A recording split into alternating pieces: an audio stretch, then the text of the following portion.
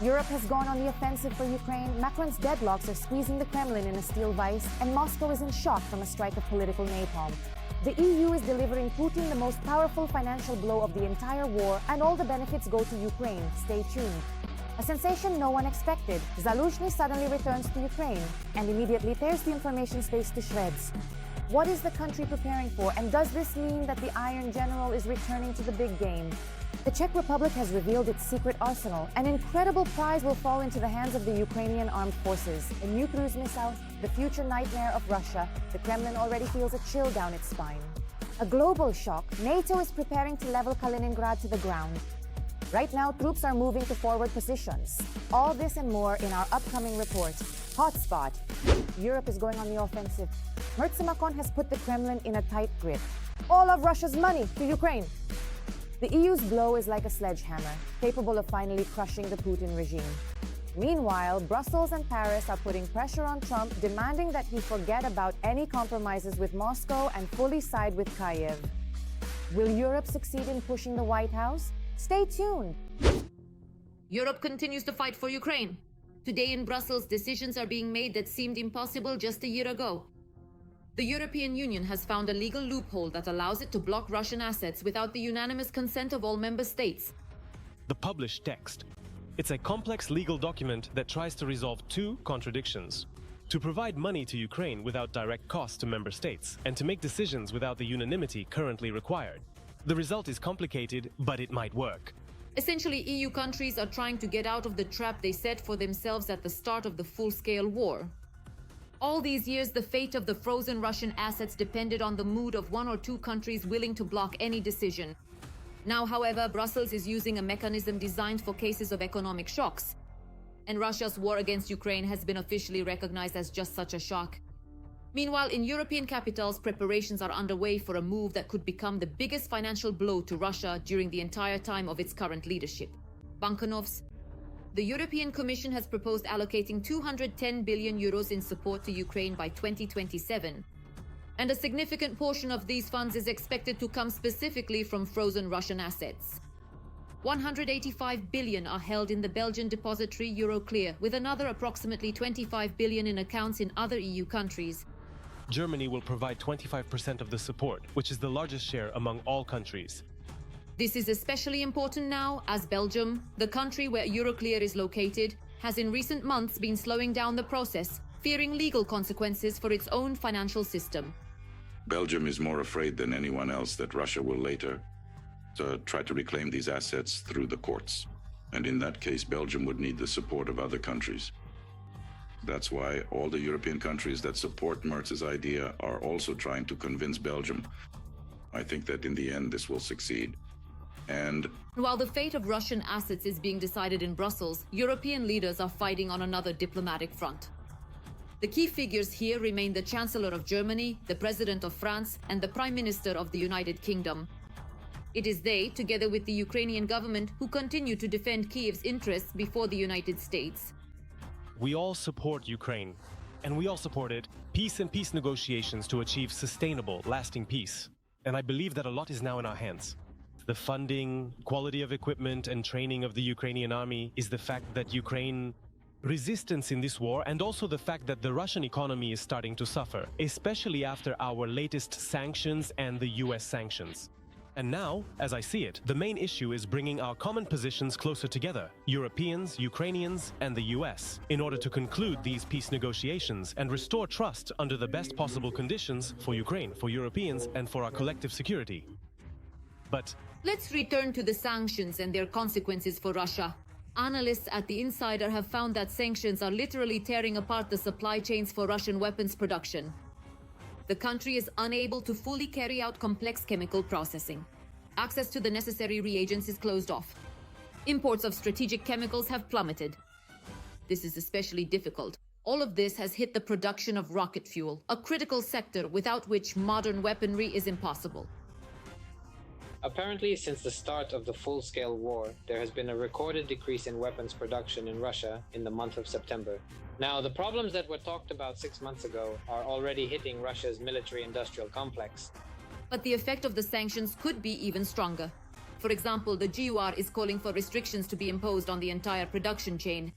Because right now, 13 out of 49 Russian companies involved in the creation of missiles like the Iskander-M are still not under sanctions. Sensation. Zaluzhny suddenly returned to Ukraine and immediately dropped an information bomb. The former commander-in-chief of the armed forces published an article he had prepared even before his resignation, revealing Ukraine's military strategy. For the next year, what is behind this publication, and does it mean his new political or military comeback? All the details coming up. The former commander-in-chief of the armed forces of Ukraine and now the ambassador to the United Kingdom, Valery Zaluzhny, has likely returned to Ukraine. He hinted at this on his Facebook page. The former commander-in-chief posted a joint photo with his wife Olena, accompanied by the concise caption, "Home is best. And soon after, an article authored by Zaluzhny about Ukraine's likely military strategy for the next year was published on the Liga.net website. And now some people have started saying that this is a direct step toward a political career. Ukraine's partners, primarily the US, keep saying that there is a kind of monopoly on power in Ukraine, that President Zelensky shouldn't remain in power all the time. And essentially, Ukraine responds, well, we are considering different options. In this article, Zaluzhny noted that at the end of 2023, the nature of the war changed completely, unlike his previous texts, which were devoted exclusively to military issues. The new one also touches on the topic of politics. In Zaluzhny's opinion, for Ukraine to successfully continue the war, military strategy alone is not enough. They need a clear political goal, which will allow them not only to see what the enemy is doing, but also how to move forward themselves. What is the outcome of the war? What would Ukraine consider a victory? Zaluzhny notes that so far no one knows the answer to this. Ukraine must be preserved. Our children, our women, our parents must live in peace no matter what it costs us. But Russia has a goal, an absolutely clear one. Its vision of victory is the elimination of Ukraine as an independent state. The former commander-in-chief also writes that relying solely on weapons supplies from partners is an unreliable plan. And not even because sooner or later such weapons, they will run out, but above all because the weapons themselves will eventually change and they will no longer be available. For our partners, Zaluzhny not only criticizes the Ukrainian government, but also proposes the same political goal for the country.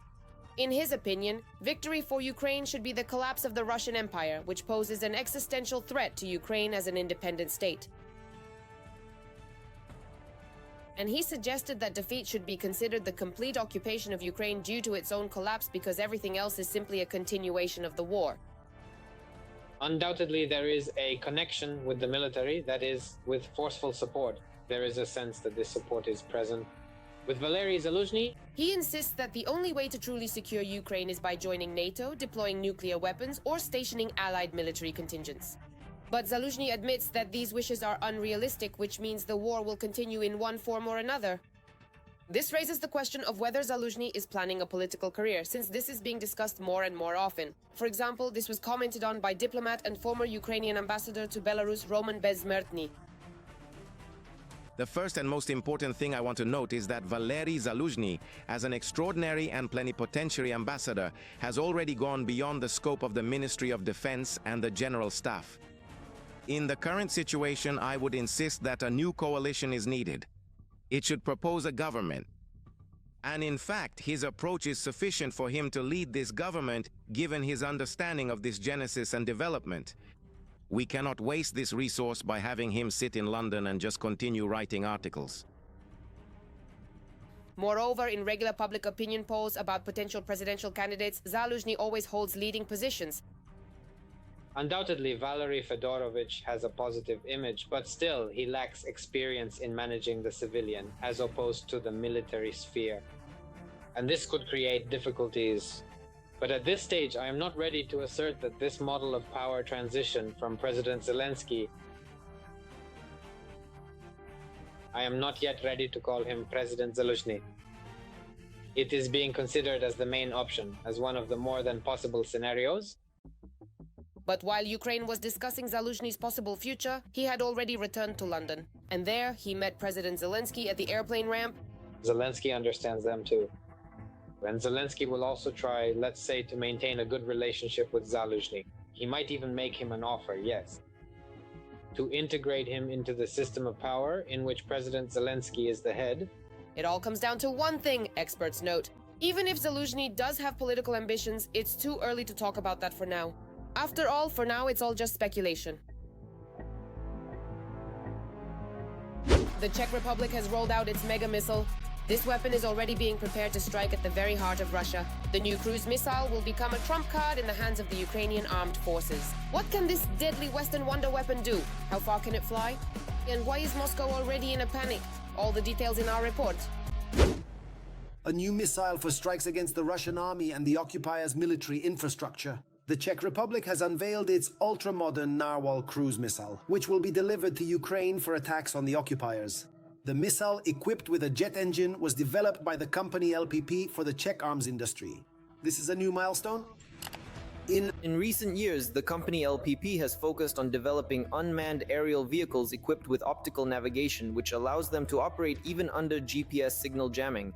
These drones became the basis for the Narwhal, which has a flight range of up to 680 kilometers. The Narwhal has a flight range of up to 700 kilometers. It can reach speeds of up to 750 kilometers per hour and carry a warhead weighing up to 120 kilograms. The launch of the Narwhal cruise missile can be carried out in several ways, using a catapult from a runway or a road on a trolley, as well as with the help of a solid fuel rocket booster. We have a real solution, and it's not just a model that says we'd like to deal with it. We have no critical suppliers. We produce everything from the airframe to composite materials and autopilot. The missile is capable of reaching even Moscow and the strategic bomber base. Engels, besides the standard GPS and probably the inertial system. Narwhal also has visual navigation, which allows it to operate even in the absence of GPS, due to the active operation of the enemy's electronic warfare systems. But to launch the missile into mass production, test launches need to be conducted to check, so to speak, the missile's effectiveness. Ukraine will serve as the testing ground for Narwhal, and the targets will be the occupying forces. When we can say that it works in Ukraine, we will start accepting the first orders. Within the first year or two, we would like to produce hundreds of units per year. Narwhals are meant to become part of a large unmanned ecosystem. The idea is that the rocket should operate in an unstable environment, and in conjunction with other drones. We will send 10 to 20 of our basic 40-kilogram drones, which will break through the enemy's air defenses. At the same time, 2 Narwhals will quickly fly over them, and above them, a pair of invisibles. As for Ukraine, according to military analysts, the Narwhal will arrive here together with the Czech night ray steels and MTS drones to test the swarm in combat conditions. The first operational deployment of the missile is scheduled for 2026. We're talking about January or February. The start of serial missile production is planned for March. Shock, NATO is directing a strike straight at Kaliningrad. The head of the alliance's military committee stated this directly. Full control and 100% readiness to attack. The Kremlin, hysteria is at its peak. Russian propaganda is screaming about an inevitable catastrophe. But will a war with NATO really start with Kaliningrad? All the shocking details. Watch next. The starting point, Russia's war with NATO, begins with the Kaliningrad region. Kaliningrad is undoubtedly one of Russia's most important regions, our outpost in the west. The Kremlin is preparing new provocations. The Russian Federation is artificially escalating conflicts.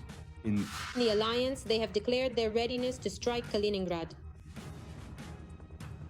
The Kaliningrad region is the westernmost region of the Russian Federation and is an exclave completely separated from the main territory of Russia by other countries.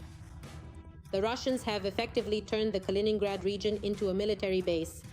The main formations include ground forces, aviation, as well as the largest naval base of the Baltic fleet. the topic Kaliningrad region. This topic emerged precisely at the moment when the United States was making its maximum effort regarding the end of the war in Ukraine. And in my opinion, it is specifically through the Kaliningrad region and the possibility of direct confrontation with the NATO bloc. The Russian Federation is trying to divert the attention of the United States from the Ukrainian issue, or it is creating a precedent for a so-called exchange. Kaliningrad very often becomes the center of Russian saber rattling. In this way, Putin is testing the ground for NATO's capabilities.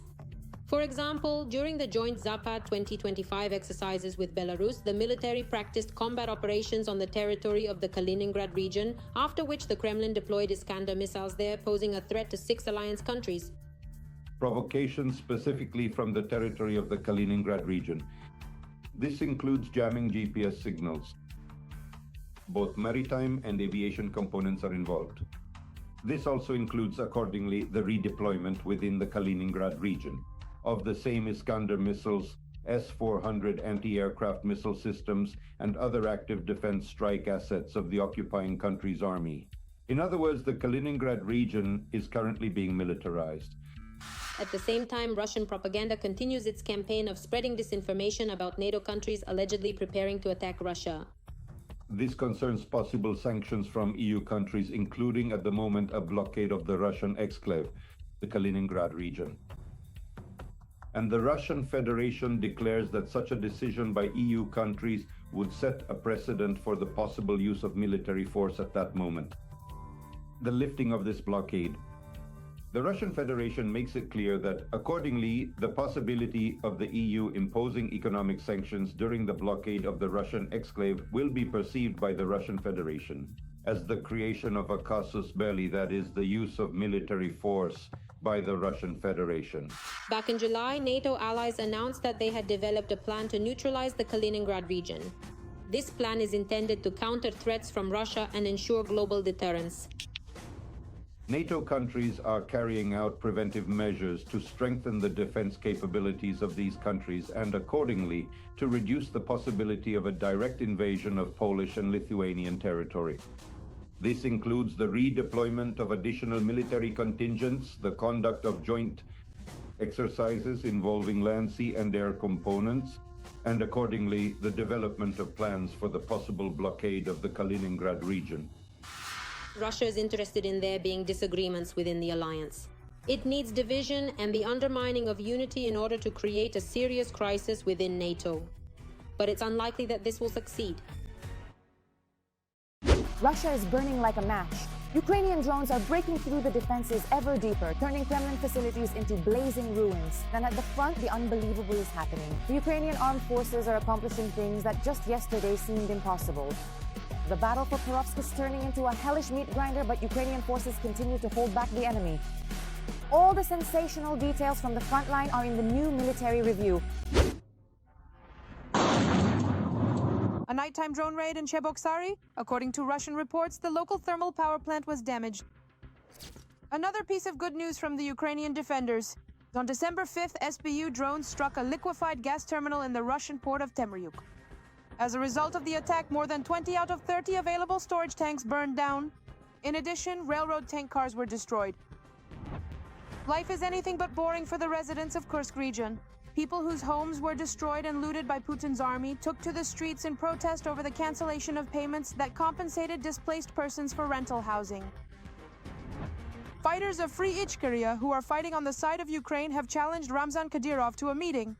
Whether Kadyrov will come to meet with his fellow citizens is unclear. Come on, set the place. Let's do it. Let's swear on it. Meanwhile, as Ramzan searches for his path, the situation on the front lines of the Russian-Ukrainian war remains difficult. The situation in the Pokrovsk and Mirnograd directions remains truly one of the most difficult on the front. Obviously, in terms of the intensity of combat operations, this is the most difficult area. Our troops were not informed about this for several days. Today it was possible to straighten the front line, to leave those gray zones that existed in the area, for example, of Sukhoi Yag and Lisovka, because there were corresponding threats there. They managed to preserve personnel and, as I already mentioned, withdraw them from these dangerous areas. And today they continue the defensive operation both in the Pokrovsk area and directly in Mirnograd. The Ukrainian armed forces are holding back the enemy in the Kupiansk and Hulyai-Pol directions. All locations are important today, primarily because these are key settlements for our logistics, including the Hulyai-Pol direction. This gives the enemy the opportunity to focus on fire strikes, on fire control over our logistics on the Zaporizhzhia front, over at least several locations. Accordingly, That is why the enemy is making such attempts at active combat operations today, trying to carry out full-scale offensive actions. However, for now, the defense forces have managed to stop the enemy, have managed, let's say, to create a new defensive line using, among other things, the terrain and the enemy's attempts to infiltrate through infiltration. Into the settlement itself, these attempts are being maximally suppressed today. In the Lyman direction, the enemy has started using heavy armored vehicles. In the Alexandrovsk direction, 2 Ukrainian defenders from the 67th Brigade captured 6 occupiers. Another prisoner from the Dobropoli direction was taken by our fighters from the 82nd Brigade. In the video is Andrei Kudyakov, who signed a contract with the occupying army because of debts, something he now regrets. I am deeply disappointed in the armed forces of the Russian Federation. What is stated in the contract does not match what is actually written. Putin plans to replenish the ranks of the occupying army, or more precisely, to cover losses with new blood. That is why he signed a decree for another round of reservist call-ups, which will take place in Russia as early as 2026. An apocalypse in Russia. Putin's war is turning the country into a starving hell. Russians are eating less, and for the first time in 16 years, food production is catastrophically declining. The economy of the Russian Federation is collapsing before our eyes. What awaits Russians next? All the horrifying details are in the report. Every voice matters. Join our community, support independent journalism, and help us bring you the truth from Ukraine. Become a member of Ukraine today. Join us now. Another alarming piece of news for Russia's food industry. For the first time since 2009, food production has declined. According to Rosstat, from January to September, food production decreased by 0.6% and beverage production by 4%. At the same time, the number of new investment projects in the food industry for 2025 has plummeted by almost half, down 46% compared to last year. It is clear that the problem of poverty among the population will persist despite numerous statements from the authorities. We have achieved a record reduction in the poverty rate in the Russian Federation, the lowest in the country's history. By the end of 2024, it is no longer 29%, but 7.2%. And that's not 42.3 million people. It's 10.5 million people. Of course, we must strive to reduce this number even further. That is exactly what we intend to do, to bring it down to 7% and even lower. In reality, the reasons are varied. Rising prices, high inflation, expensive loans, increasing corporate debt burdens, and a shortage of labor resources. Many producers admit that when the number of buyers catastrophically decreases, there is no point in maintaining previous production volumes. This is felt even more acutely in the segment of basic goods. So, according to data from September to October 2025, real sales of milk dropped by 8%, rice by 10%, and buckwheat and pork by 9%. The overall decline in basic products is about 5% compared to last year. If it weren't for the kids, I honestly would have starved to death. I'm telling you the truth. Well, they won't let you do anything. If anyone tries to speak up, they'll be quickly silenced. That's how our government knows how to handle things, right? Among dairy products, butter, milk, and cheese have all seen a significant drop in demand. Over the course of several months, the decline in some categories reached double digits. However, it's likely not just about the price. Yes, everything, yes. Everything is getting more expensive. Milk, I don't want. At all. Butter is a whole other story. I don't even want to mention milk. Not real butter, but pure palm oil and beef fat. Basically everything. Everything is not up to standard. Yes, nothing meets normal standards anymore. The main mechanism is a shift in consumer behavior. People are increasingly choosing the bare minimum. Basic products, simple food, often bought on promotions and discounts. Delicacies that used to be accessible to many are now taking a back seat. Many are switching to discount stores, shops for the poor, and stores with budget assortments. Everything is artificial, everything is abnormal, nothing is natural. Basically, they're poisoning us. This isn't just a random decline. Several systemic factors are coming into play at once. Poor harvests, reduced yields, problems with importing seeds and agricultural equipment, high debt burdens on producers, and expensive resources. The result is a chain reaction. It's less profitable to produce, demand drops, investments decrease, exports fall, and credit conditions worsen. The ruble is depreciating because relative to salaries and so on, there is no growth at all. Who's to blame? Who could be to blame? The economy. Yes. How should I know that our government cares about us? About pensioners? Of course not. The social impact is tangible. A decrease in the consumption of food products, especially basic ones, can lead to worsening food security, lower quality of nutrition, and increased dissatisfaction. For the country's economy and food security, this decline is alarming. It's a sign When people start saving on food, it's an indicator of deep systemic weakness. For both the entire industry and the broader state, it's a significant signal of the pressing need to adapt, to actively look for more sustainable and enduring models, and to effectively support all producers. This also means a crucial need to thoroughly reconsider existing production structures and critical global supply chains.